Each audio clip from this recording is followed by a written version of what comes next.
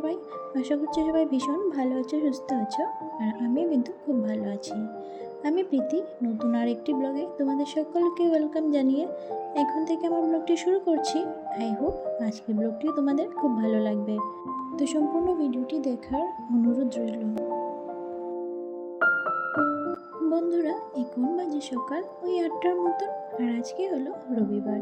আর অনেক দিন ধরেই কিন্তু বেড কভারটা চেঞ্জ করবো ভাবছিলাম, আর না, অনেক কারণেই বেড কভারটা চেঞ্জ করা হয়ে উঠছে না।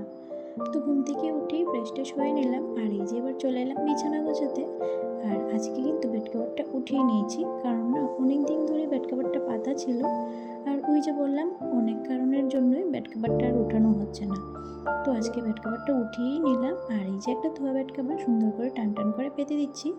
আর এর আগে নিচে যে আমি বেড কভারটা পেতে রাখি সবসময়, পুরোনো একটা বেড কভার, ওটাও ভালো করে উঠিয়ে ভালো করে ঝেড়ে আবার পেতে দিয়ে তারপর বেড কভারটা পেতে দিলাম। আর এই যে এবার বালিশের কভারগুলিও লাগিয়ে নিচ্ছি। আর পাশ বালিশের কভারগুলোও কিন্তু আজকে চেঞ্জ করে দিলাম। পাশ বালিশের কভারগুলি রোজ চেঞ্জ করি না, বেড কভার যখন ধুই তখন চেঞ্জ করি না। কারণ কি বলতো, পাশ বালিশটা কিন্তু এতটাও নোংরা হয় না যতটা আমরা মাথার বালিশটা হয়। তো বেড কভারের সঙ্গে ও বালিশের কভারগুলি তো ধুয়ে দিই, কিন্তু পাশ বালিশটা আমার সবসময় চেঞ্জ করি না, মাঝে মধ্যেই চেঞ্জ করিয়ে দিই। তো দেখো বিছানাটা গোছানো হয়ে গেছে, আর তারপর কিন্তু ঘরটা ঝাড়ু দিয়ে ঘরটা মুছে স্নান করে নেব। আর আজকে না রান্নাবান্নার বেশি কিছু নেই, আর তার মধ্যেও একটা ঝামেলা কিন্তু আমার বর আমার জন্য রেডি করে রেখেছে। তো সেটা তোমরা দেখতেই পাবে। তো তার আগে চলো ঘরটা ঝাড়ু দিয়ে ঘরটা মুছে নিই। আমার লাস্ট ব্লগে একজন দিদিভাই কমেন্ট করেছে যে তোমার বাড়ি কোথায়। তো তুমি মনে হয় আমার আগের ব্লগগুলি দেখোনি, আমার প্রথম ব্লগগুলি, ওইখানে কিন্তু আমার পুরো ডিটেলস আমার ইন্ট্রোডাকশন ব্লগে একটা আছে। তো যাই হোক, তারপরেও তোমাকে বলে দিচ্ছি, আমার বাড়ি ত্রিপুরায়, আমি ত্রিপুরা থেকে বিলং করি, আর ত্রিপুরা আগরতলায় আমার বাড়ি। তো কমেন্টটি করেছিলে আজমিরা বেগম। তো thank you so much comment করার জন্য। আর যদি পারো তাহলে আমার আগের ব্লগগুলি দেখে নিতে পারো, আশা করি তোমার ভালো লাগবে। বন্ধুরা, দেখতেই পেলে বেডরুমটা সুন্দর করে গুছিয়ে ঝাড়ু দিয়ে দিলাম, আর এই যে আবার চলে এলাম লিভিং রুমটাও ঝাড়ু দিয়ে দিচ্ছি। আর লিভিং রুমে যে সোফাগুলি সেগুলি কিন্তু আমি আগেই গুছিয়ে নিয়েছি, সেগুলি আর অফ ক্যামেরাই করে নিয়েছি। তো ঘরটা ঝাড়ু দিয়ে তারপর ঘরটা মুছে নেব, আর তারপর কিন্তু রান্নাঘরে চলে যাব। আর রান্নাঘরে আজকে বেশি কিছু রান্নাবান্নার ছিল না, জানো তো। আজকে না আমাদের নেমন্তন্ন আছে আমাদের ওই ননদের বাড়িতে রাতের বেলা। তো এই বেলাটা না কিছু একটা করে করে নেওয়ার প্ল্যান করেছিলাম, আর সেই মতো রান্না করেও নিয়েছিলাম। ওই যে একটু ডাল করেছিলাম আর একটু বেগুন ভর্তা করেছিলাম। বেগুন ভর্তাটা না আগে ভাজা করে তারপর ভর্তা করেছিলাম। আর এই ভর্তাটা খেতে কিন্তু আমার ছেলে ভীষণই ভালোবাসে। তো সেই জন্য না বেশি একটা ঝামেলা ছিলও না, ও খেয়ে নিত। কিন্তু তার মধ্যেই ওই যে ঝামেলা বলেছিলাম, আমার বর আজকে আমার জন্য ঝামেলা নিয়ে এলো। আসলে কি বলতো, ও না আবার একটু মাটন নিয়ে এসেছে, আর সেটা নাকি ও রান্না করে ওদের বন্ধুদের সঙ্গে খাবে, রাতের বেলা নিয়ে যাবে। ও যাবে না আর কি, আমার ননদের বাড়িতে ও যাবে না। তো সেই জন্য তো তারপর রান্নাবান্না করে মাটনটা বসিয়ে দিয়ে তারপর এই যে স্নান টান করে কাপড়গুলি ধুয়ে ছাদে মেলতে চলে গেলাম। আর কি বলতো, মাটনটা হতে তো অনেকক্ষণ টাইম লাগে, তো সেই জন্য না রান্নাটা বসিয়ে তারপর স্নান টান করে চলে এলাম। আর একদম আগুনটা কমিয়ে দিয়ে তারপর রান্নাটা বসিয়ে দিয়েছি। আর এই যে এবার ছাদে কাপড়গুলো মেলে দিচ্ছি, কারণ কি বলতো, দিনের অবস্থা তো ভালো না, কখন বৃষ্টি চলে আসে। তো সেই জন্য না এখন কাপড়গুলি ছাদেই মেলি, ওই যে উপরে টিনের ছাউনি আছে, তো সেই জন্য না বেশি একটা টেনশন হয় না। ভালো করে ক্লিপ দিয়ে আটকে তারপরে এই যে মেলে দিই। তো দেখো সবগুলি কাপড় মেলা হয়ে গেছে, আর এই দেখো আমাদের ছাদ থেকে চারদিকের ভিউটা। তো এই দেখো মাটনটা কিন্তু সেদ্ধ হয়ে গেছে, আর ঝোলটাও কিন্তু শুকায়নি, অনেকটাই ঝোল রয়ে গেছে। তো এখন বেশি করে জাল দিয়ে ঝোলটা শুকিয়ে নেব, আর তারপর গরম মশলা দিয়ে রেখে দেব। তো দেখো ঝোলটা কি সুন্দর করে ফুটছে, তাই না বলো? কালারটা কিন্তু খুবই সুন্দর হয়েছিল। আর এই যে বলেছিলাম ডাল রান্না করেছিলাম, ডালের চচ্চড়ি করেছিলাম। আর এই যে সকালবেলা একটু খাওয়া দাওয়া হয়েছে, বেগুন ভর্তা সকালে খাওয়া দাওয়া হয়েছিল। তারপর দেখো এই যে এবার তেল সিঁদুর দিয়ে দেবো, আর মাথাটা আঁচড়াতেই দেখছি আয়নার মধ্যে না প্রচণ্ড ধুলা পড়েছে। আসলে আজকে ডাস্টিংটা তো কিছু করিনি স্নানের আগে, তো ভাবলাম এখন যখন একটু টাইম আছে, এখন তো আর কোনো কাজ নেই, তো ঘরের যে টুকটাক কাজগুলি আছে এগুলি করে নেব। আসলে সকালবেলা তো আজকে লেট হয়ে গিয়েছিল ঘুম থেকে উঠতে, তো সেই জন্যই আজকে এই প্ল্যান করেছি যে আগে রান্নাবান্নাটা করে নেব, স্নানও করে নেব, তারপর মানে এই যে ক্লিনিংয়ের কাজগুলি একটু একটু করে মুছে দেবো হালকা। এগুলি তো আর বেশি ধুলোবালো পড়ে না, কারণ প্রত্যেক দিনই তো মোছা হয়।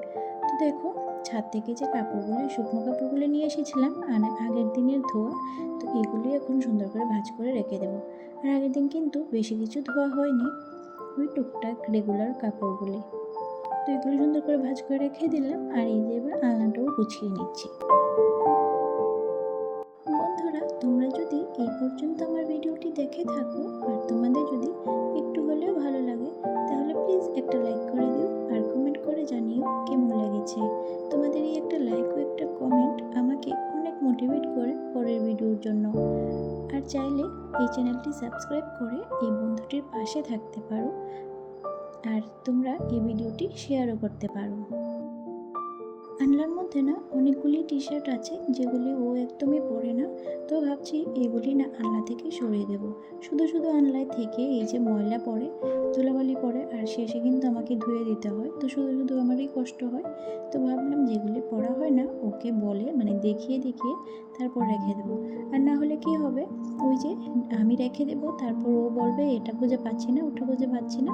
তো তার থেকে বরং ওকে দেখিয়ে দেখিয়ে আমি মানে যেগুলি পড়বে না সেগুলি এখান থেকে সরিয়ে দেব।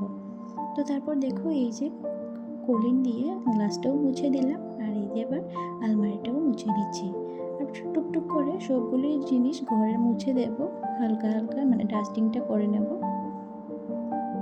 আসলে কি বলো তো বন্ধুরা, একটু যদি বুদ্ধি খাটিয়ে কাজ করা যায় তাহলে দেখবে অনেক কাজই কিন্তু সহজ হয়ে যায়। মানে ওই যেমন ধরো আমি মানে মাটনটা রান্না বসিয়ে স্নানটা সেরে নিলাম, আর এই কাজগুলি যেহেতু স্নান করেও করা যাবে সেই জন্য না স্নানের আগে আজকে করি, কারণ এগুলি তো একটু হালকা হাতে ডাস্টিং করে নিলেই হবে। আর সেটার জন্য যদি বসে থাকতাম যে মাটনটা যখন সিদ্ধ হবে তারপর স্নান করব, কাপড় কাচবো, আর তারপর এগুলি করে স্নান করবো, তাহলে কিন্তু অনেকটাই লেট হয়ে যেত। তো সেই জন্য না একটু টাইমটা মানে বাঁচানোর জন্যই এই প্ল্যান করে আজকে কাজটা করলাম। আসলে কি বলতো, প্রত্যেক দিনের কাজ কিন্তু আমাদের সেম হয় না, একটু কম বেশি তো হয়েই থাকে। তো সেই ক্ষেত্রে কিন্তু একটু বুদ্ধি খাটিয়ে যদি করা যায় তাহলে কিন্তু দেখবে অনেকটাই কিন্তু আমাদের মানে পরিশ্রমটা কম হয়। তো আমি কিন্তু সেই মতোই ঘুম থেকে উঠে প্রত্যেক দিনই কাজের প্ল্যানটা করে নিই, আর সেটা কিন্তু আমার কাজ বুঝেই করি। যেমন আজকে নিমন্ত্রণ আছে, আজকে মানে বেশি রান্নাবান্নার ছিল না, তো সেই অনুযায়ী আজকে মানে প্ল্যানটা করলাম। আর যেদিন বেশি কাজ থাকে তো সেই রকম মানে প্ল্যান মাফিকই কাজ করি, মানে যেদিন যেমন সেদিন তেমন। তো দেখো তারপরে যে র্যাকটাও কিন্তু এলোমেলো হয়েছিল আমার ছেলের পড়ার যে জিনিসগুলি, তো এগুলো একটু সুন্দর করে নিলাম মানে গুছিয়ে নিলাম, আর তারপরে যে হালকা করে একটু মুছে দেবো। আর এগুলো প্রত্যেকদিন যদি না করি না মানে এত ধুলো পড়ে মানে হাত দেওয়াই যায় না। তো হালকা করে সব কিছু একটু করে মুছে দিচ্ছি। আর এই দেখতে পাচ্ছ আমার ছেলে হাত পা ছুটছে বিছানার মধ্যে, আসলে ওই খাওয়া দাওয়া করে চলে এলো, আর এই যে এখন এগুলোই করছে। তো দুপুরবেলাও ঘুমোতে চায় না, তো আমিও সেই জন্য ভাবলাম রাতের বেলা তো আজকে আর পড়া হবে না, তো সেই জন্য সব কাজ সেরে মানে আমিও খাওয়া দাওয়া করে নেব, তারপর ওকে একটু পড়তে বসাবো। আর এই যে দেখতে পাচ্ছ ওষুধ মানে আমার একটা ওষুধ আর কয়েকটা প্রসাদ আছে মানে মিষ্টি, তো এটা না কোনো জায়গায় রেখে আমি শান্তি পাচ্ছি না জানো তো, মানে যেখানে রাখছি সেখানেই পিঁপড়ে চলে আসছে। তো আপাতত এখানটায় রেখেছি, দেখা যাক, এখানে এখন পর্যন্ত পিঁপড়েটা আসেনি। তো আমার লাস্ট ব্লগে কয়েকজন বন্ধু কমেন্ট করেছে, চলো তাদের নাম নেওয়া যাক। টুম্পা পাল, সিম্পল আস, পঙ্কজ দাস, সরস্বতী ঘোষ। তো তোমাদের অসংখ্য ধন্যবাদ কমেন্ট করার জন্য, এইভাবেই আমার পাশে থেকো। তো তারপর দেখো বন্ধুরা, ছেলেকে পড়তে বসিয়েছি, খাওয়া দাওয়া করে নিয়েছি, আর আজকের ব্লগটাও আমি এখানেই শেষ করছি। সবাই ভালো থেকো, সুস্থ থেকো, টাটা।